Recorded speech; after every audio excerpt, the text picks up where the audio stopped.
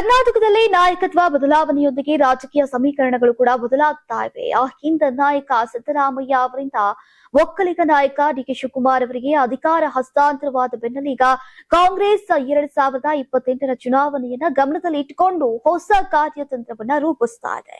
ಸಿದ್ದರಾಮಯ್ಯ ಅವರ ನಿರ್ಗಮನದಿಂದ ಉಂಟಾದಂತಹ ಅಹಿಂದ ಶೂನ್ಯತೆಯನ್ನ ತುಂಬೋಕೆ ಹಿರಿಯ ನಾಯಕ ಬಿಕೆ ಹರಿಪ್ರಸಾದ್ ಅವರನ್ನ ಕೆಪಿಸಿಸಿ ಅಧ್ಯಕ್ಷರನ್ನಾಗಿ ನೇಮಿಸಿರುವಂತಹ ಕಾಂಗ್ರೆಸ್ ಅಹಿಂದ ಮತ್ತು ಒಕ್ಕಲಿಗ ಮತ ಬ್ಯಾಂಕ್ಗಳ ಸಮೀಕರಣದ ಮೇಲೆ ಕಣ್ಣಿಟ್ಟಿದೆ.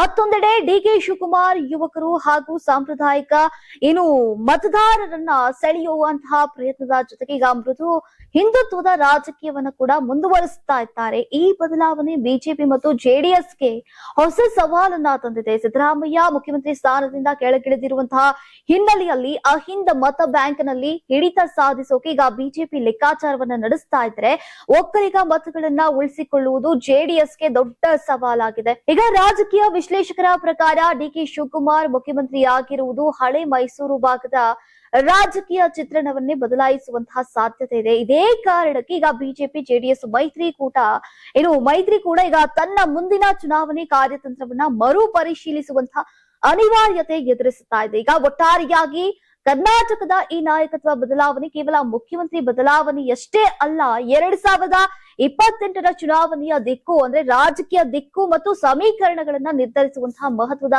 ತಿರುವಾಗಿ ಪರಿಣಮಿಸಿದೆ.